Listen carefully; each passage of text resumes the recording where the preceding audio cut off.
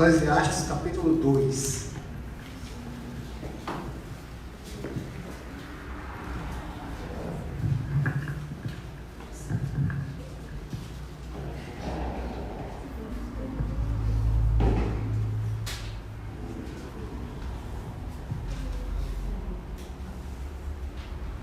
Nós vamos ler todo o capítulo. Todos encontraram? Eclesiastes capítulo 2. Diz assim a palavra do Senhor: Disse comigo: vamos, eu te provarei com a alegria. Goza, pois, a felicidade, mas também isso era vaidade. Do riso disse: é loucura, e da alegria, de que serve? Resolvi no meu coração dar-me ao vinho, regendo-me contudo pela sabedoria, e entregar-me à loucura até ver o que melhor seria que fizessem os filhos dos homens debaixo do céu durante os poucos dias da sua vida.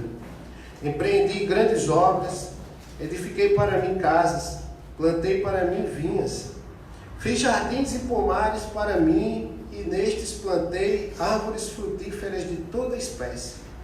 Fiz para mim açudes, para regar com eles o bosque em que reverdeciam as árvores. Comprei servos e servas, e tive servos nascidos em casa. Também possuí bois e ovelhas, mais do que possuíram todos os que antes de mim viveram em Jerusalém. Amontoei para mim prata e ouro, e tesouros de reis de províncias. Provi-me de cantores e cantoras, e das delícias dos filhos dos homens, mulheres e mulheres. Engrandeci-me e sobrepujei a todos os que viveram antes de mim em Jerusalém. Perseverou também comigo a minha sabedoria. Tudo quanto desejaram os meus olhos não lhes neguei, nem privei o coração de alegria alguma, pois eu me alegrava com todas as minhas fadigas, e isso era a recompensa de todas elas. Considerei todas as obras que fizeram as minhas mãos, como também o trabalho que eu, com fadigas, havia feito. E eis que tudo era vaidade e corria atrás do vento, e nenhum proveito havia debaixo do sol. Então, passei a considerar a sabedoria e a loucura e a estultícia. Que fará o homem que seguirá o rei? O mesmo que outros já fizeram. Então, vi que a sabedoria é mais proveitosa do que a estultícia, quanto a luz traz mais proveito do que as trevas. Os olhos do sábio estão na sua cabeça, mas o estulto anda em trevas. Contudo, entendi que o mesmo lhe sucede a ambos. Pelo que eu disse comigo: como acontece ao estulto, assim me sucede a mim. Porque, pois, busquei eu mais a sabedoria? Então disse a mim mesmo que também isso era vaidade. Pois tanto do sábio como do estulto, a memória não durará para sempre. Pois passados alguns dias, tudo cai no esquecimento. Morre o sábio e da mesma sorte o estulto. Pelo que aborreci a vida, pois me foi penosa a obra que se fez debaixo do sol. Sim, tudo é vaidade e correr atrás do vento. Também aborreci todo o meu trabalho, com que me afadiguei debaixo do sol, visto que o seu ganho eu havia de deixar para quem viesse depois de mim. E quem pode dizer se será sábio ou estulto? Contudo, ele terá domínio sobre todo o ganho das minhas fadigas e sabedoria debaixo do sol. Também isto é vaidade. Então me empenhei, porque o coração se desesperasse de todo o trabalho com que me afadigara debaixo do sol. Porque há homem cujo trabalho é feito com sabedoria, ciência e destreza. Contudo, deixará o seu ganho como porção a quem por ele não se esforçou. Também isto é vaidade e grande mal. Pois que tem o homem de todo o seu trabalho e da fadiga do seu coração, em que ele anda trabalhando debaixo do sol. Porque todos os seus dias são dores, e o seu trabalho desgosto. Até de noite não descansa o seu coração. Também isto é vaidade. Nada é melhor para o homem do que comer, beber e fazer que a sua alma goze o bem do seu trabalho. No entanto, vi também que isto vem da mão de Deus, pois separado deste, quem pode comer ou quem pode alegrar-se? Porque Deus dá sabedoria, conhecimento e prazer ao homem que lhe agrada, mas ao pecador dá trabalho para que ele ajunte e amontoe, a fim de dar àquele que agrada a Deus. Também isto é vaidade e correr atrás do vento. Vamos orar mais uma vez? Senhor, nós te damos graça por tua palavra, que mais uma vez está exposta diante de nós.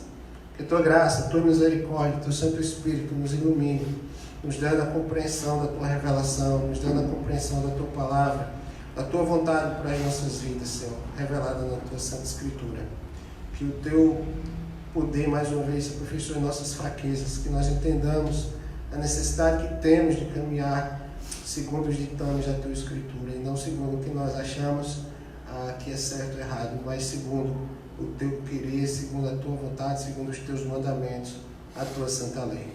Nos abençoa todos que estamos aqui, para que entendamos a tua palavra e teu nome seja glorificado com conhecimento, aperfeiçoamento e crescimento do teu povo. Em nome de Jesus. Amém. Não é um texto lá muito alegre, né? O escritor não está lá muito satisfeito. O escritor não está muito feliz da vida, já que percebemos que ele encerra todas as partes do texto dizendo que tudo é vaidade e correr atrás do vento. Você vê isso no verso 11, você vê isso no verso 17, você vê isso no verso 26, quando ele termina todos os trechos dessa parte que nós lemos, dizendo que tudo era vaidade e correr atrás do vento. No verso 11, ele dá um reforço, que ele diz: tudo é correr atrás do vento e nenhum proveito havia debaixo do sol. Mas quando a gente faz um exame um pouco mais acurado desse texto, e não só dessa parte, mas de todo o livro de Eclesiastes, que é costumado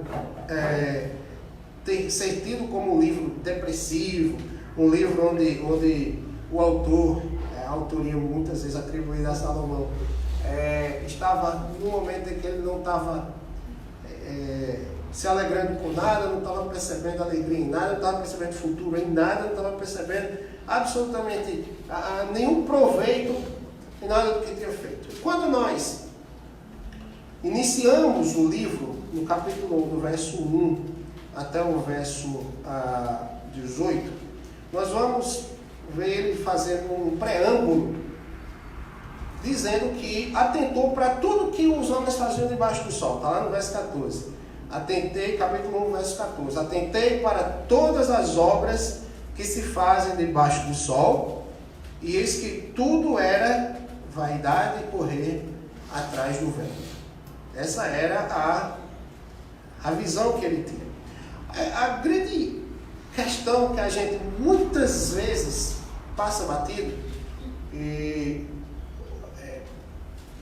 por entender, de maneira geral, a gente passa muito corrido pelo livro e só fica muito centrado na ideia da depressão, na ideia da dificuldade que o autor tinha de compreender as obras de Deus, na ideia de que o autor estava olhando, na verdade, para si mesmo, de tudo quanto ele poderia ter aproveitado diante de Deus e não o fez.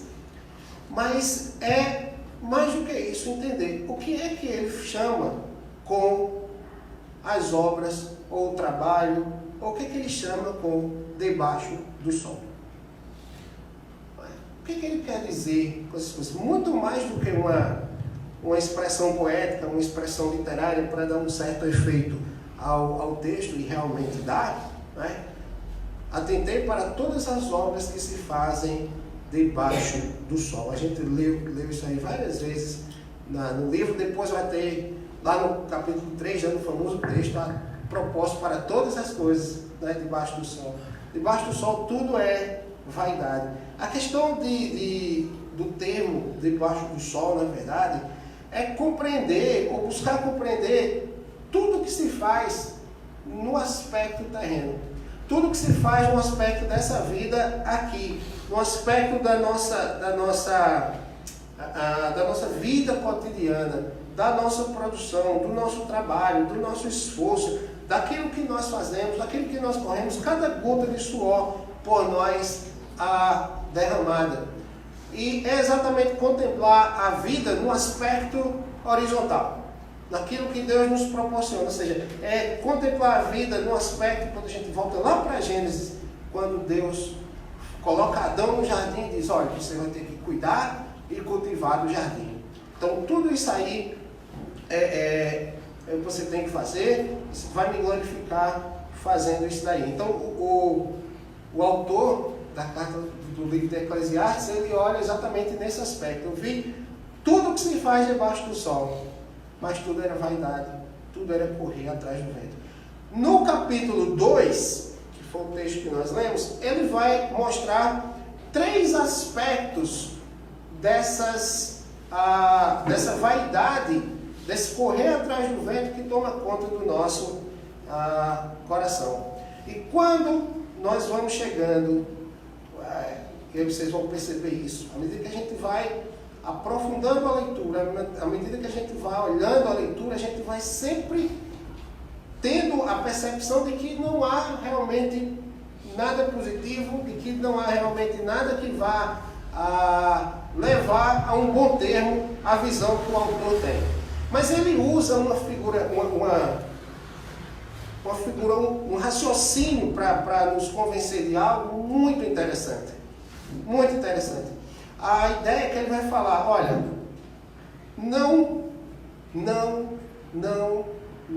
consiste assim, isto não, isto não, isto não, isto não. Lá no final ele vai dizer, isto sim. Então vamos caminhar um pouquinho para a gente verificar o que é que o autor quer nos ensinar. O primeiro aspecto dessas vaidades que nos vem ao coração, que eu até, falando com o Rodrigo, eu coloquei assim, qual seria um título, um tema, eu até coloquei assim, a trindade da ilusão. São 3 coisas que, no primeiro momento, você percebe que elas são legítimas, são coisas que podem e deveriam, né,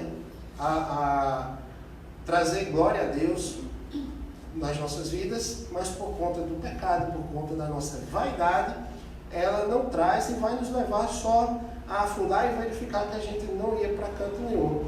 E nos ilude achando que elas são a base da maneira pelas quais nós podemos glorificar a Deus. São 3, né?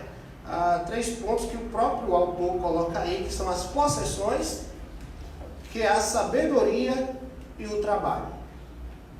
3 coisas que em si não são ilegítimas, em si não são mais, mas por conta do nosso pecado, nós transformamos em algo que faz encher nosso coração de vaidade e nos afastar de Deus e não perceber os seus propósitos nas coisas. Primeira coisa, são as possessões. Nós acabamos de ler um texto agora sobre a questão da avareza, do homem que coloca o coração nas suas possessões, do homem que coloca o coração naquilo que ele pode se dar, o homem que coloca o coração em si mesmo, o homem que coloca a si mesmo como Deus no final das contas, e mostra apenas aspecto da eterna idolatria que há no coração do homem. Mas ele diz assim, disse comigo, o detalhe é como se ele fosse convencer, não é? Buscasse convencer de que é vaidade todas as coisas que se fazem debaixo do sol. Eu te provarei com a alegria, goza pois a felicidade, mas também isso era vaidade. Do riso disse, é loucura, e da alegria de que serve. Olha como estava a situação do cara.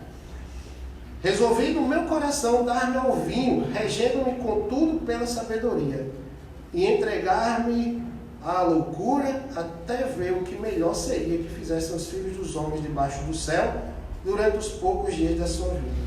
E aí, a partir do verso 4, a gente vai ver como a ideia de colocar as bases nas possessões, ela é terrivelmente pecaminosa.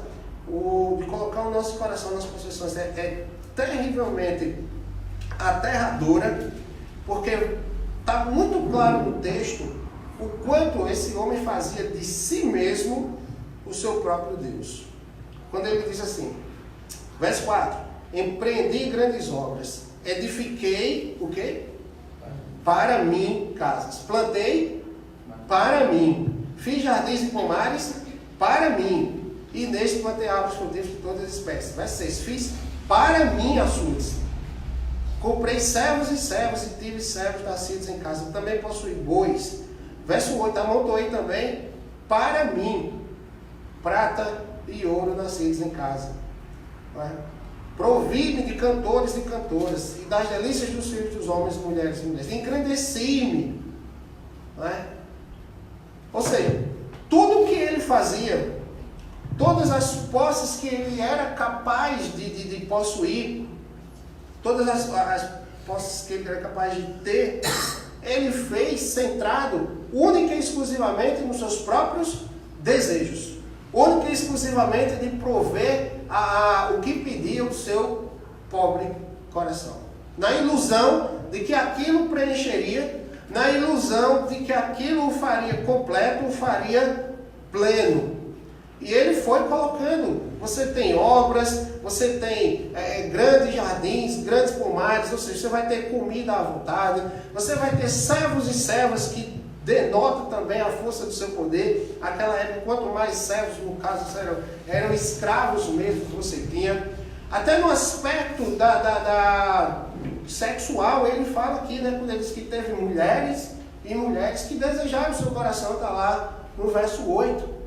Engrandeci-me e sobrepujei a todos os que viveram antes de mim em Jerusalém. Então, meus irmãos, a gente pensa o seguinte, atribuindo, como a maioria dos comentaristas atribui, a autoria do livro de Eclesiastes a Salomão, não é possível que a gente não faça relação com aquele homem que, quando estava prestes a ser ungido rei de Israel, Deus chega para ele e diz, pede o que você quiser e eu vou lhe dar. E ele diz, Senhor, eu quero sabedoria para governar o povo. Esse mesmo homem. E Deus diz, olha, porque você pediu sabedoria e não pediu nenhuma outra coisa, eu vou lhe dar sabedoria para reinar e também vou lhe encher de bênçãos. Está lá no livro de Reis. Você vai ter tudo isso.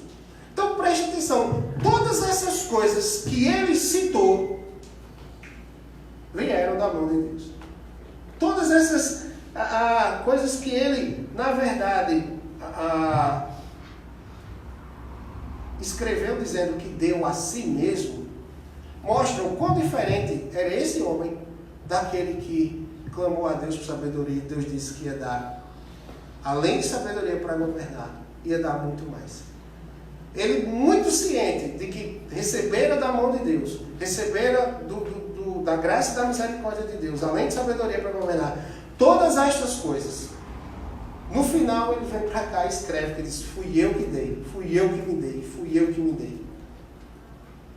Vejam como estava o coração dele. Ele sabia que era Deus que tinha dado? Sabia.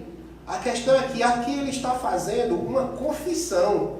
Ele está dizendo que mesmo sabendo daquilo, mesmo sabendo que Deus prometera dar bênçãos a ele, dar possessões a ele, ele continuou com o coração cheio de vaidade, de orgulho, e se achando que tudo que ele recebera era produto da sua própria bondade.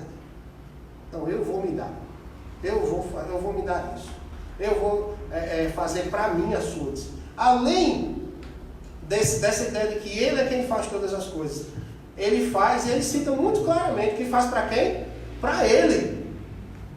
Ainda que você tenha um monte de gente talvez beneficiada com muitas ações dele como rei, mas no fim o que ele queria era a glória. No fim o que ele queria era ver o seu coração cheio, o seu ego explodindo, porque ele viu o seu engrandecimento. Mas o verso 9 diz que quem foi que engrandeceu ele? Ele mesmo, né? Engrandeci-me. Isso é uma coisa que a gente costuma colocar no nosso coração. E sobrepujei a todos que viveram antes de mim em Jerusalém. Então, quando nós comparamos esse homem pedindo por sabedoria, e agora esse homem dizendo que entende que tudo quanto ele fez, na verdade, foi reconhecer que não foi Deus que tinha dado, e no seu coração achar que aquilo era fruto dele, do seu poder, da sua influência, do seu dinheiro e de tudo mais. E aí ele olha para o verso 11 e termina esse excerto, essa parte, dizendo o seguinte: considerei todas as obras que fizeram as minhas mãos, como também o trabalho que eu com fadigas havia feito. E eis que tudo era vaidade e correr atrás do vento, e nenhum proveito havia debaixo do sol. Meus irmãos, Deus muitas vezes nos abençoa, e nós tivemos também, e temos, né, sempre nos nossos cultos, aquele momento onde nós agradecemos a Deus pelas bênçãos que Ele derramou, e não é simplesmente um momento de se mostrar mais abençoado do que o outro, né?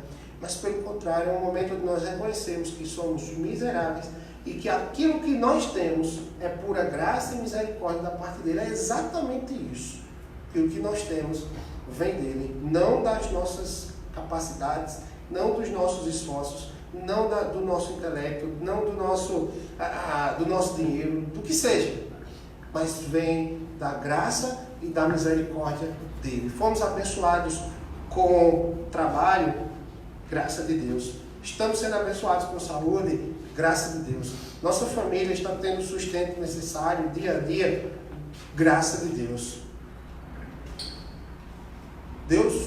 Clamamos a Deus pela cura, a cura veio, graça e misericórdia de Deus.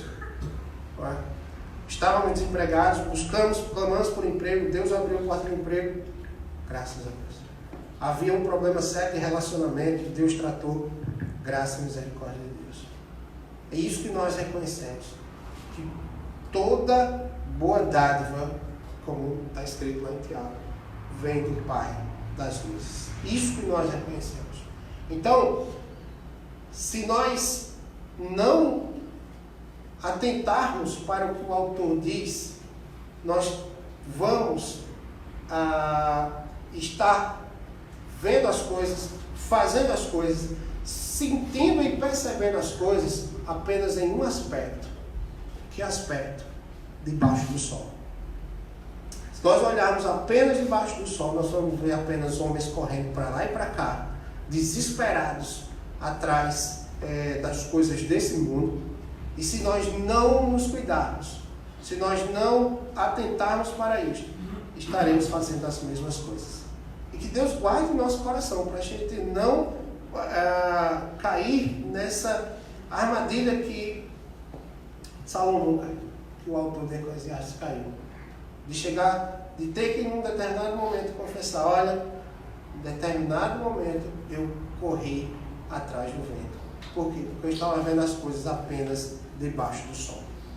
Se eu for trabalhar amanhã, quando nós formos trabalhar amanhã, clame a Deus, Senhor, não deixe que eu fique percebendo as coisas apenas debaixo do sol, mas que eu perceba a tua boa mão que reina sobre todas as coisas, sua providência reinando sobre minha vida, para que eu perceba que todo o trabalho que eu faça não é mera vaidade, não é para que eu me glorie, não é para que eu me engrandeça, mas para que o teu nome seja exaltado, para que o teu nome seja glorificado, para que o teu nome é que receba a devida glória.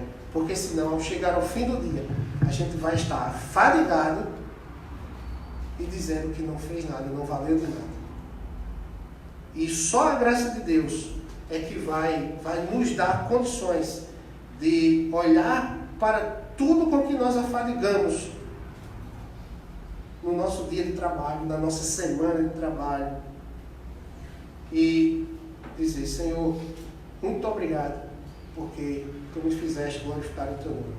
E naquilo em que eu só fiz correr atrás do vento, me perdoa, me dá graça e me dá sabedoria para agir de maneira diferente. Porque nós precisamos dessa avaliação, dessa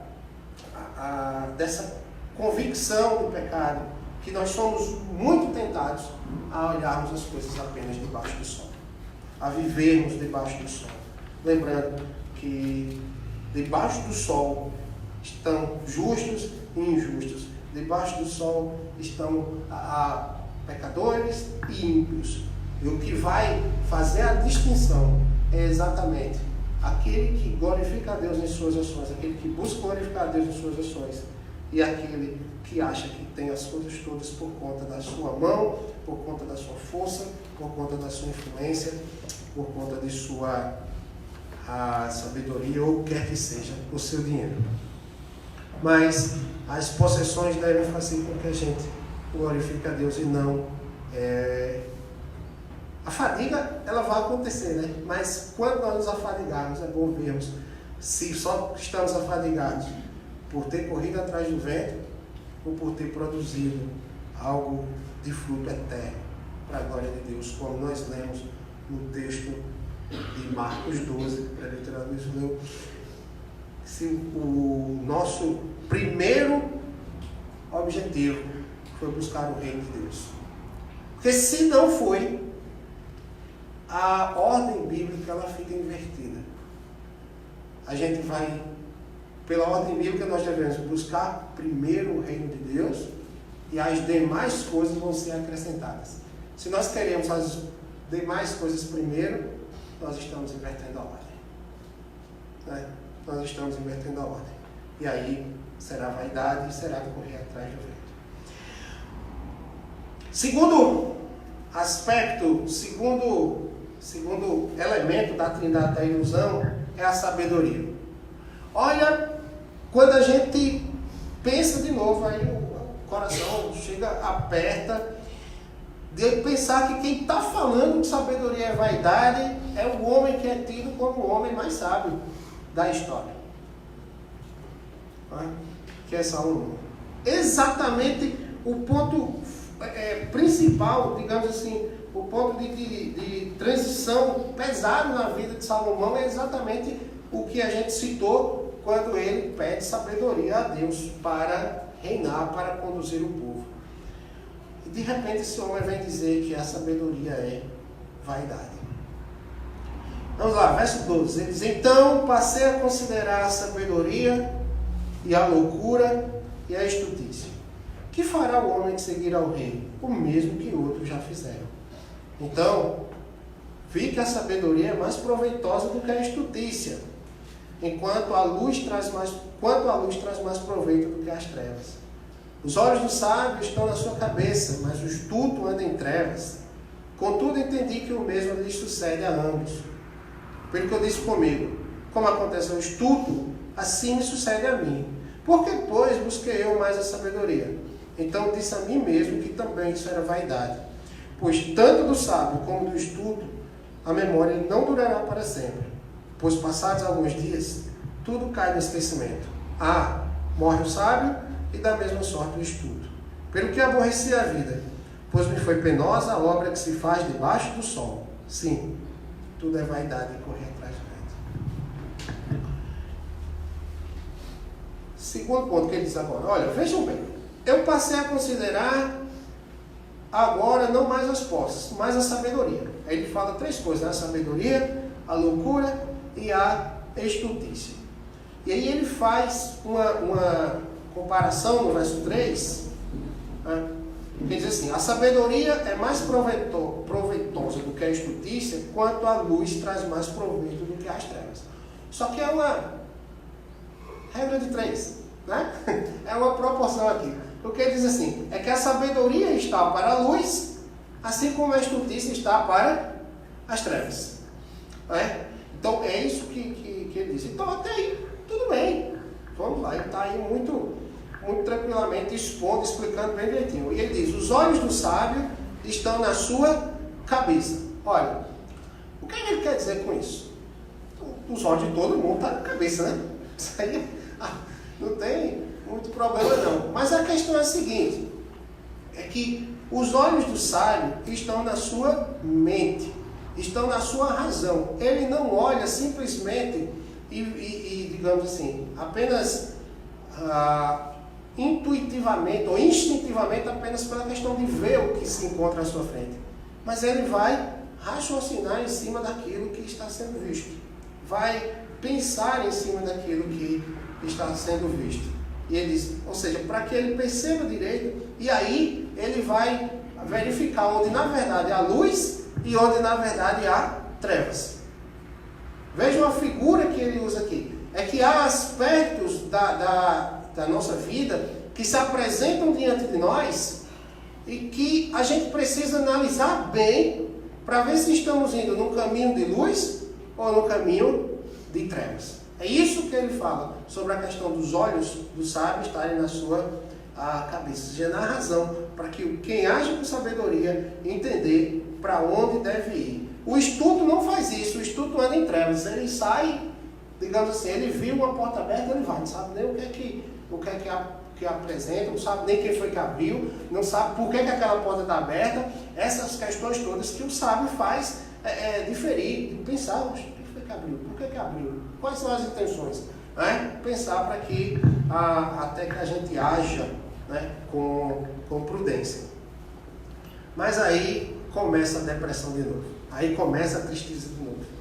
Verso 14 ainda. Contudo, entendi que o mesmo lhe sucede a ambos, tanto ao sábio como ao estúpido. Pelo que eu disse comigo, verso 15. Como acontece ao estúpido, assim sucede a mim. Por que, pois, busquei eu mais a sabedoria? Então disse a mim mesmo que também isso era vaidade. Olha bem, não é a sabedoria o problema.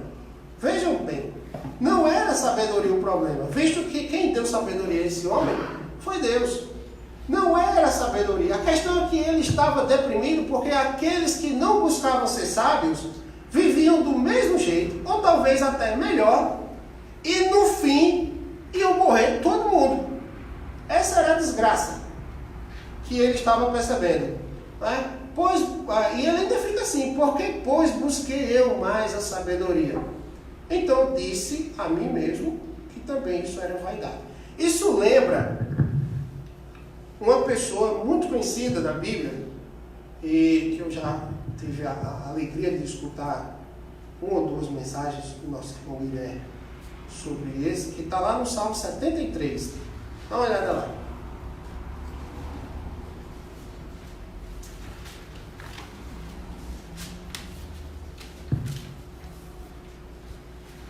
Salmo de Asaf. Olha a condição que Asaf estava. É outro salmo de confissão, é outro texto de confissão. Né? O que se passou na história do salmo, né, não é algo presente, foi algo que passou na vida do salmista. Tanto que ele começa assim: com efeito, Deus é bom para com Israel, para com os de coração limpo. E aí eu vou aproveitar para aprender na pregação do Guilherme. Ele começou pelo fim, né, dizendo: com efeito, Deus é bom para com Israel. E aí ele vai explicar por que Deus é bom para com Israel. E deixa eu contar uma história que aconteceu comigo. Aí ele diz, verso 2: quanto a mim, porém, quase que me resvalaram os pés. Pouco faltou para que se desviassem os meus passos.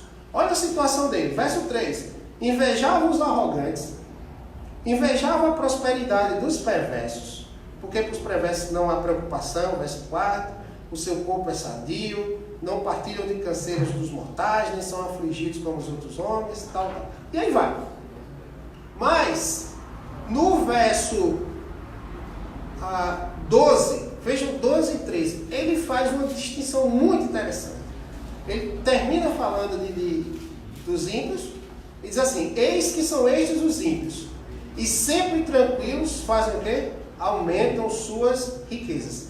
Olha agora como o coração de Asaf aqui era o problema. Verso 13, olha a situação dele. Com efeito, inutilmente conservei puro coração e lavei as mãos da inocência. Olha mesmo a situação. Ele diz: olha, foi inútil guardar puro o meu coração. Foi inútil guardar a lei do Senhor. Foi inútil buscar andar segundo a lei de Deus, segundo os mandamentos do Senhor, segundo a palavra do Senhor. Porque eu vejo aí os ímpios sem temor, sem buscar a Ele, e nada acontece com eles. Já eu vivo buscando manter puro o coração e estou aí sofrendo, né? Vivo dia a dia sendo afligido, quando ele diz aqui no verso 14: pois de contínuo sou afligido e cada manhã castigado. E era essa a angústia de Asaf. Ele, mais do que ficar olhando os ímpios prosperarem, mais do que ficar olhando os ímpios vivendo muito bem, regaladamente, o seu coração é que era o problema de achar que era inútil conservar puro o coração. E aí é muito parecido com o que o autor de Eclesiastes diz. Ora, para que buscar sabedoria? Se o sábio e o estúpido vão viver do mesmo jeito, vai acontecer a mesma coisa, vai morrer do mesmo jeito. Sabe qual é o problema aqui? É que tanto Asaf como o autor de Eclesiastes queria ser Deus. Queria fazer a distinção entre quem é povo de Deus e quem não é povo de Deus. Queria fazer separação entre joio e trigo. Fazer separação entre quem é ovelha do Senhor e quem não é ovelha do Senhor. E não é papel deles, não é papel nosso fazer isso. Quem vai, muito claramente, quem vai separar o joio do trigo é o agricultor. No dia da ceifa ele vai lá e vai separar, tirar quem é joio, vai juntar tudo lá no celeiro. Agora a palha, que não vai servir para nada, essa vai ser queimada em fogo inextinguível. Não cabe ao que busca sabedoria, né, ficar dizendo, olha, o senhor está agindo comigo de maneira errada porque eu estou buscando a sabedoria.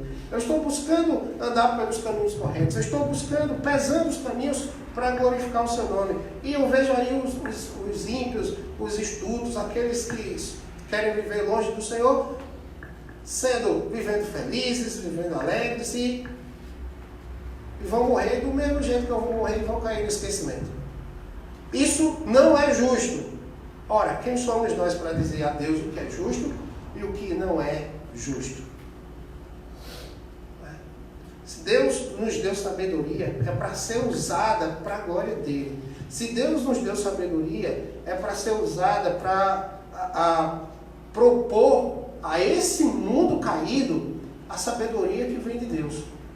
Se Deus nos deu sabedoria, é para propor a esse mundo que anda distante de Deus, que as coisas só vão andar se andarmos conforme a sabedoria do próprio Deus.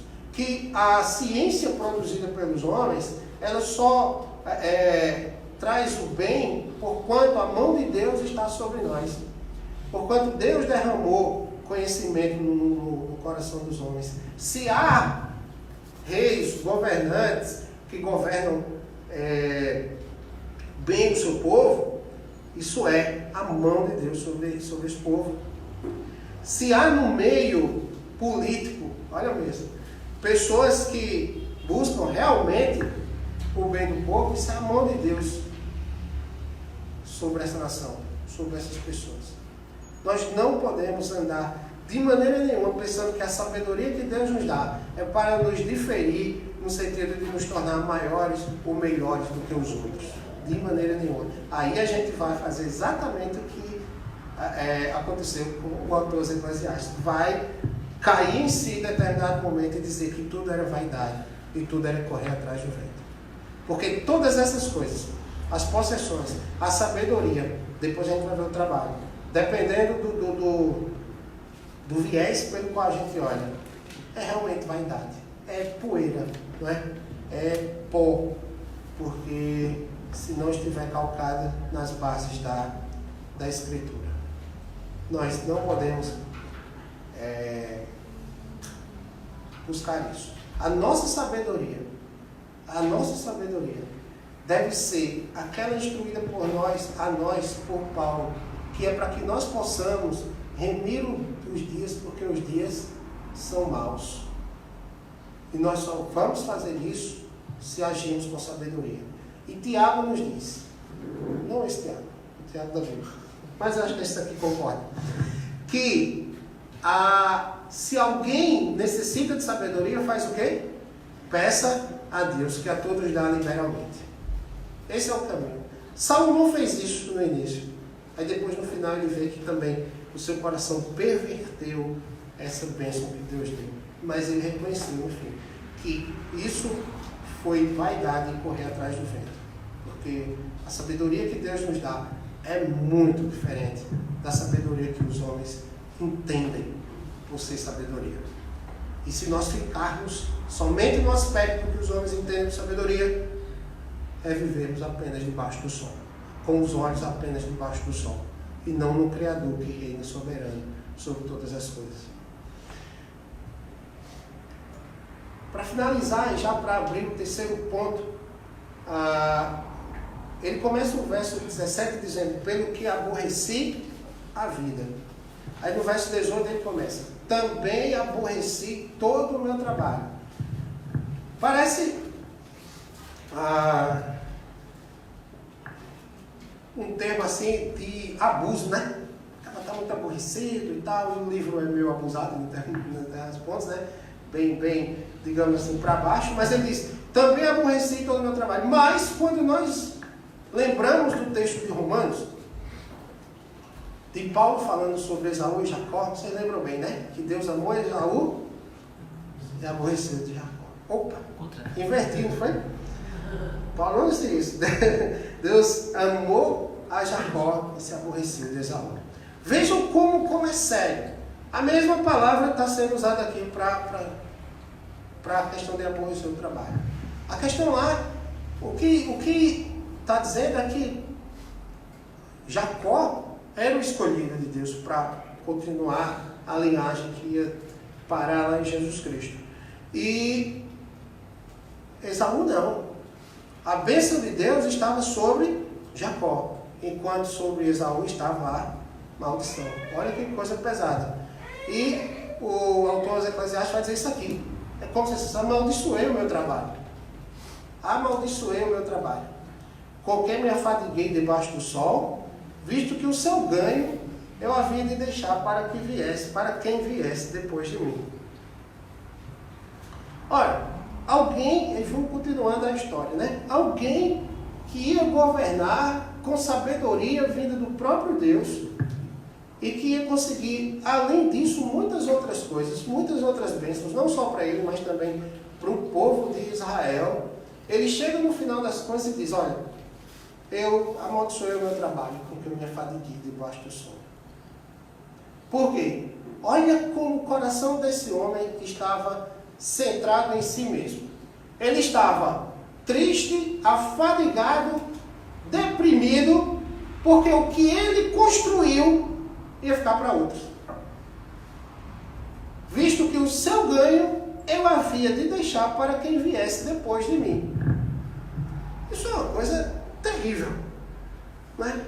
Ele deixa de perceber o seu trabalho, a sua produção, as bênçãos que Deus permitiu que ele tivesse, construísse e desse ao povo como legado,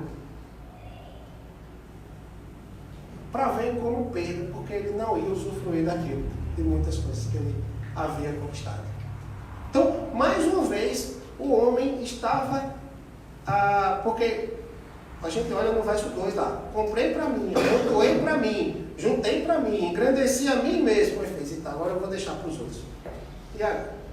Então, veio a situação e como o trabalho pode ser algo que nos envaidece. E no aspecto humano, talvez o foco mais pesado disso tudo, porque é no trabalho que a gente vive a maior parte do nosso tempo, é no trabalho em que a gente deve, né, usar da sabedoria, do conhecimento que a gente adquire para essas coisas, e é a partir disso que a gente adquire condições de ter as nossas posses. Então veja que o centro no trabalho é muito pesado. Então, o mais difícil é a gente agora olhar para o nosso trabalho, olhar para para as nossas ações, para o nosso, dentro do que a gente chama da doutrina reformada, né? O nosso mandato cultural, voltando lá para Gênesis, Deus criou Adão, e aí colocou os dois no jardim e disse: olha, vocês têm que cuidar e cultivar. Isso aí é que a gente chama de desenvolver cultura. Então vão desenvolver cultura, vão trabalhar, vão organizar as coisas, vão ensinar os descendentes de vocês as profissões, vão fazer tudo isso. e tudo isso também deve glorificar o meu nome. Mas por conta do pecado, o homem faz tudo isso, e em vez de glorificar a Deus, glorifica a si mesmo, ao seu próprio coração. Ele faz as coisas, produz as coisas e diz: olha, fui eu que fiz, foi a minha mão que fez. O homem que realmente é sábio, que tenta se afastar das vaidades, ele vai dizer: olha, eu fiz, mas foi a mão de Deus que me deu condição de fazer. Na verdade, foi a graça de Deus, porque sem ela eu não poderia fazer absolutamente nada. Aí, verso 19, ele diz: quem pode dizer se será sábio ou estúpido? Contudo, ele terá domínio sobre todo o ganho das minhas fadigas e sabedoria debaixo do sol, também isto é vaidade. Ou seja, ele agora estava preocupado assim: se eu pudesse, eu ia fazer uma lista. Quem é sábio, quem é estúpido. Veja aí, quem é sábio vai poder usar e aproveitar do que eu vou deixar. E quem é estúpido, não. Mas, de novo, ele querendo separar quem é quem. Não é por aí. Então, me empenhei, porque o coração se desesperasse de todo o trabalho porque me afadigara debaixo do sol. Aí, de novo, aquilo que eu expliquei no começo. O verso 21 ele explica também. Porque há homem cujo trabalho é feito com sabedoria, ciência e destreza. Tudo bem? Contudo, lá vem o contudo dele: deixará o seu ganho como poção a quem por ele não se esforçou. Também isto é vaidade e grande mal. Eu lembro que tem certo tempo que eu tenho umas curiosidades na vida e ficava me perguntando: poxa, quando a gente estuda história da ciência, do desenvolvimento humano e tal, eu fico pensando: poxa, como será lá na década de 20, quando o pessoal descobriu tal e tal coisa? Ele não viveu esse momento, né? E às vezes, poxa, também o pessoal de lá não viveu isso daqui. Às vezes eu tenho as curiosidades: poxa, será que seria interessante viver lá? Algo no sentido assim: poxa, eu perdi aquele momento da humanidade, né? E aí, agora, muitos outros também, a gente está construindo muita coisa e querendo Deus, outras gerações para frente. Daqui a 150 anos, a humanidade estiver por aqui ainda, Jesus não tiver voltado, possivelmente nenhum de nós estará vivo. E estarão outros aqui, continuando o trabalho da pregação do Senhor, continuando o trabalho da obra missionária, e também aproveitando a produção que Deus permitiu que os homens tenham em várias áreas da vida. E a gente não tem a mínima ideia do que vai acontecer, né? E é exatamente esse legado de uma geração que deixa para outra, que a gente percebe que o autor Eclesiastes está tratando aqui. Ele não está satisfeito com isso. Como foi ele que produziu, ele acha que tudo é dele. Eu não vou deixar para ninguém não isso aqui, né? Então é como se aquele velho homem que, quando morrer, acha que ele quer levar tudo lá no caixão, né? Como se ele fosse lá usufruir de alguma coisa. Verso 22: pois que tem o homem de todo o seu trabalho e da fadiga do seu coração, é que ele anda trabalhando debaixo do sol. Porque todos os seus dias são dores, e o seu trabalho desgosto. Até de noite não descansa o seu coração. E também isto é vaidade. Na hora, a ideia de noite aqui, a ideia é que não há descanso para ele. Até no descanso, o coração dele, a mente dele fica no trabalho e fica naquela correria, porque ele é escravo daquilo, porque o coração dele se envaidece daquilo que ele faz, e ele não para. Mas ele termina muito enfaticamente esse verso 23. Também isto é vaidade. Também isso é vaidade. Porque trabalho nós temos hoje, amanhã nós não temos. Saúde nós temos hoje, amanhã talvez a gente não tenha. Dinheiro a gente tem hoje, talvez amanhã a gente não tenha. Ou a gente não tem hoje, talvez amanhã a gente tenha, né? Então, a questão é se o nosso coração está nessas coisas. Porque se o nosso coração estiver nessas coisas, quando nós não estivermos, a gente vai sofrer. Mas se o nosso coração está num Deus que nos sustenta, que nos provê tudo que nos é necessário, quando nós não tivermos, quando nós estivermos em escassez, vamos dizer, pode nos faltar tudo, mas Deus não vai nos faltar. Deus não vai nos faltar. Assim como o salmista, no Salmo 23, diz, né? É o salmo do bom pastor. Deus não nos faltará. Passou disso, tudo é vaidade. Lembra do que eu falei, o caminho não são as possessões. O caminho não é o ter servos e servas. Não é construir grandes coisas. Não é construir grandes obras. Não é amontoar para si prata, tesouros. Não é ser considerado sábio. Não é se achar sábio diante dos seus próprios olhos.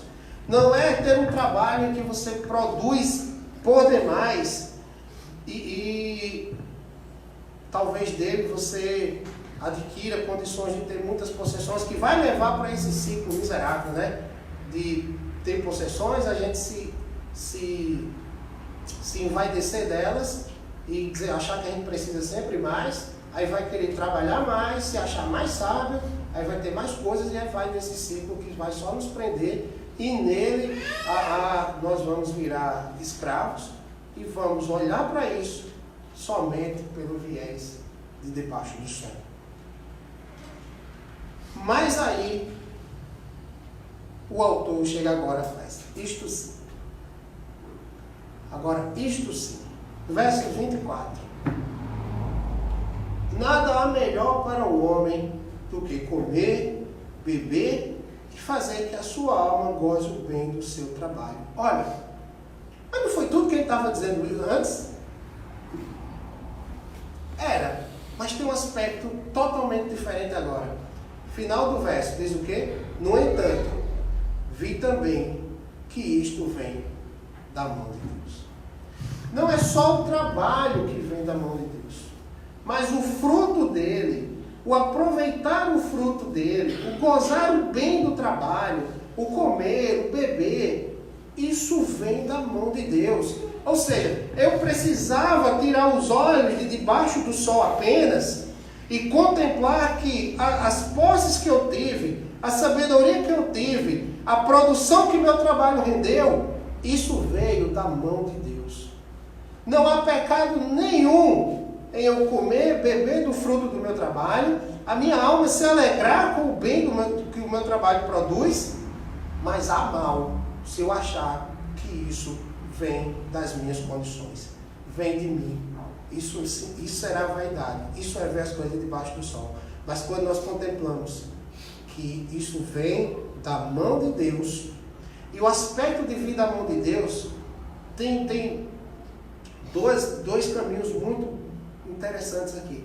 A questão da mão poderosa de Deus, que Ele com seu poder e soberania aprova Ele nos abençoar. E o outro, da mão generosa de Deus, daquela que nos dá, daquela que nos abençoa, daquela que nos dá o necessário. Naquela época, era necessário Salomão ter sabedoria. Mas Deus, além disso, com a sua mão generosa, deu muito mais. Então, que Deus nos dê a sabedoria para ver que essas coisas vêm da mão de Deus. E aí, verso 25, pois separado deste, quem pode comer ou quem pode alegrar-se? Então, e aí ele começa a ver, ora, o ímpio, o estulto, ele está lá, mas ele não contempla a mão de Deus sobre sua vida. Ele não contempla que o que ele está fazendo vem da mão de Deus. E isso vai redundar em uma maldição terrível na vida dele. E só vai gerar mais condenação. A mim, eu preciso ver que essas coisas vêm da mão de Deus. Para que eu possa realmente me alegrar. Porque eu terei alegria na fonte correta. Ou seja, eu terei alegria não nas bênçãos que eu recebo, mas no Pai das luzes, que por graça e misericórdia me abençoa. Que se eu não tiver essas bênçãos, eu continuarei alegre, porque a fonte da minha alegria é Ele. Na verdade, Ele não só é a fonte, como Ele é a nossa alegria. E por isso, ele continua lá no verso 26, porque Deus dá sabedoria, conhecimento e prazer ao homem que lhe agrada. Mas ao pecador dá trabalho para que ele ajunte e amontoe, a fim de dar àquele que agrada a Deus. Olha o que ele diz agora, olha. O que o ímpio produz, o que o ímpio faz, na verdade Deus dá para que ele termine abençoando o seu povo.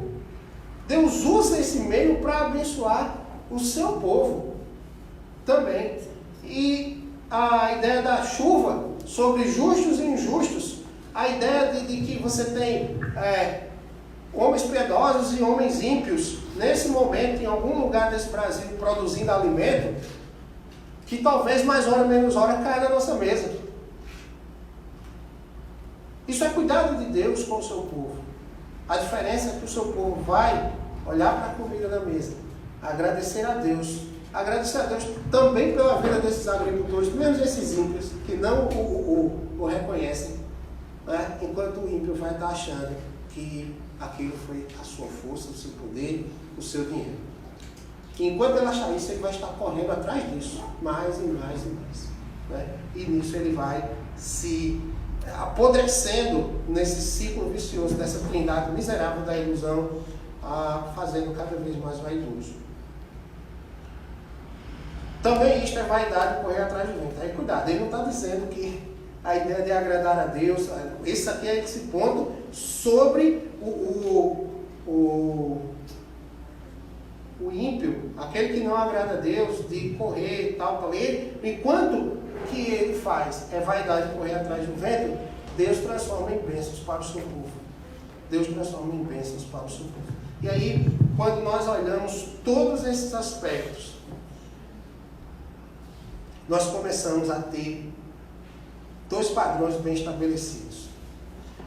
O de olhar para o que Paulo diz em 1 Coríntios 10, 33, quer comais, quer bebais, ou façais qualquer outra coisa, fazei tudo para a glória de Deus. Então, quando quer comer, beber para a glória de Deus, reconheça que foi Ele que colocou aquilo sobre sua mesa.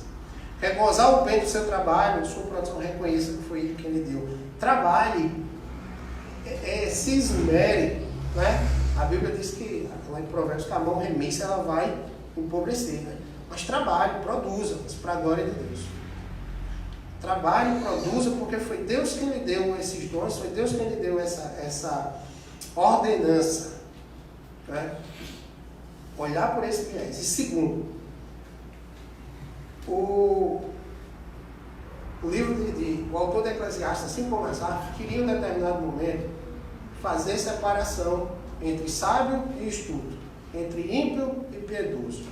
Isso, só quem faz é Deus. Só quem fez foi Cristo Jesus na obra redentora do Calvário.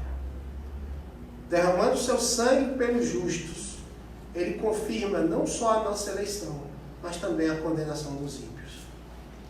E nisso reside a graça de Deus sobre o seu povo. É a graça de Deus que leva o homem a viver todas essas coisas, não contemplando apenas o que se vê debaixo do sol, mas contemplando a cruz, o Calvário, o derramado sangue de Jesus Cristo. Porque o que temos, o que somos, o que fazemos, temos, somos e fazemos pela graça dele. Enquanto que o homem que não percebe isso, não reconhece o sacrifício de Cristo, só aumenta a sua condenação. E é exatamente isto que a obra de Cristo faz. Ela salva os eleitos em Cristo Jesus e confirma a condenação dos ímpios. É a ideia do que Paulo também fala em Coríntios. Para nós, cheiro de vida. Mas para os ímpios, o sacrifício de Cristo é cheiro de morte. Porque ele só vai ter, enquanto nós temos vida eterna em Cristo, eles têm morte eterna. Separação eterna de Deus. E por isso que nós devemos andar na nossa vida aqui, debaixo do sol, com o pé no chão, cabeça no lugar, mas o coração no céu. O coração no céu. Né? No novo céu e na nova terra. Sabendo que há um Deus que rege todas as coisas e que não nos deixará, em nome de Jesus, nos enveredar por essa trindade da ilusão, de achar que possessões, sabedoria e trabalho são o foco da nossa vida. Isso seria viver somente neste mundo, de onde nós não somos, como dizemos, né? Somos cidadãos do reino dos céus. Do reino, quando nós lemos o texto lá de Marcos 12. O reino em que nós buscamos em primeiro lugar. O reino em que nós buscamos agradar acima de tudo e de todos o Rei, o soberano Senhor, o todo-poderoso Senhor, que tinha todos os motivos e razões para nos condenar, mas por graça e misericórdia nos salvou, nos livrou e nos colocou aqui para vivermos os princípios do reino dele, até que um dia esse reino seja estabelecido de forma absoluta, plena, na consumação de todas as coisas na volta do nosso Senhor Jesus Cristo. Que Ele nos dê graça, sabedoria para vivermos a nossa vida longe dessas vaidades, e sim sabendo que há vários nãos nesse texto, mas um sim já resolve tudo, que é contemplar que todo o bem que temos vem da mão de Deus, e que isso também não é nada diante da bênção maior que nós já recebemos, que é Cristo Jesus morrendo por nós. Cristo Jesus se fazendo pecado em nosso lugar, como nós cantamos aqui.